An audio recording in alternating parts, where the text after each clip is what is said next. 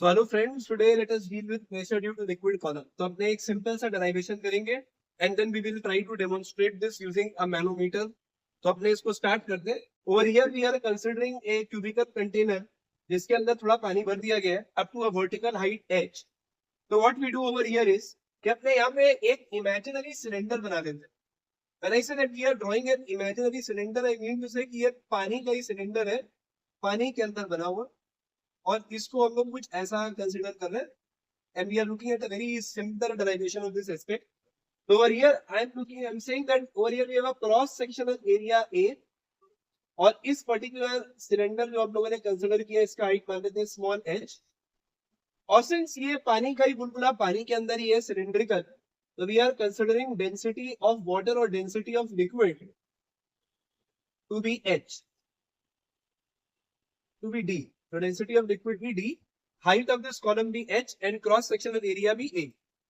तो अगर अपने इसके अंदर कितना फ्लूइड है उसका अगर मास निकाले तो मास of liquid in cylindrical container और element, it will be better if we use the word element, is equal to, so mass निकालने के लिए सिंपल सा चीज इस्तेमाल करें, डेंसिटी इनटू वॉल्यूम. तो डेंसिटी तो d, volume cross sectional area into height. ये हो गया mass of liquid column in the cylindrical element. तो weight of this liquid column, we calculate weight of this liquid column. So we write DAHG mass into G mg. हम लोगों ने mg कर दिया. और अगर अपने pressure due to this liquid column अगर लिखते हैं तो pressure due to liquid column,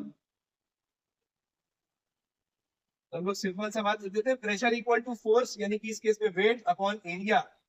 तो DAHG अपॉन area A and we have pressure P equals HBG.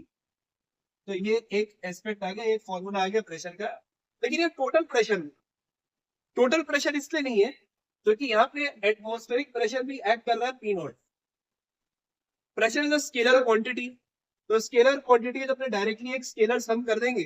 और अगर अपने total pressure at this point निकाले which we are referring as point P, तो we write over here that total pressure at point P, तो P total is equal to P0 plus HBG.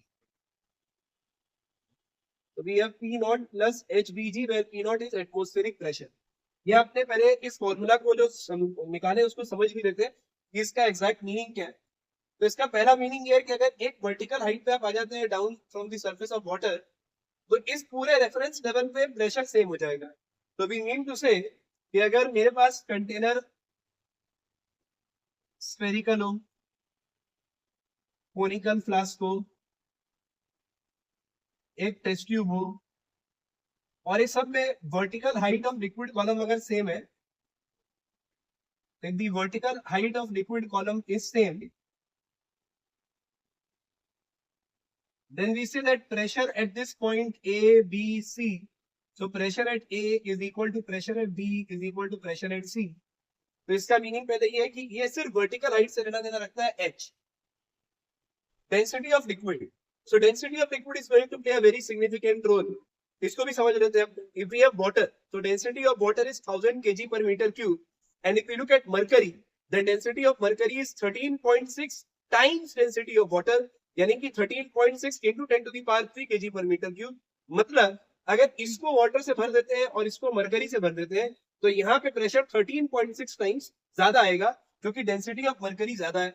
Acceleration due to gravity, तो यहाँ पे भी अपने कह सकते हैं कि G अफेक्टिव हो तो ज्यादा बेटर होगा. अगर ये कंटेनर को अपने लिफ्ट के अंदर रख दें, लिफ्ट ऊपर एक्सेलरेट कर रहा है, then the value of G effective will become G plus A. You can see the concept of pseudo force if you want to understand this in more detail. और अगर ये लिफ्ट नीचे जा रहा है तो यहाँ पे अफेक्टिव प्रेशर बन जाएगा HDG minus K. तो ये पहले कुछ बात हो गए, ये टोटल प्रेशर हो गया, ये pressure due to liquid column हो गया. और आप लोगों ने ये बात समझ लिया कि pressure at the same horizontal level is same at any point in the fluid if it is static, तो हम लोग बात कर रहे हैं वो सब स्टैटिक फ्लूइड के लिए एप्लीकेबल है।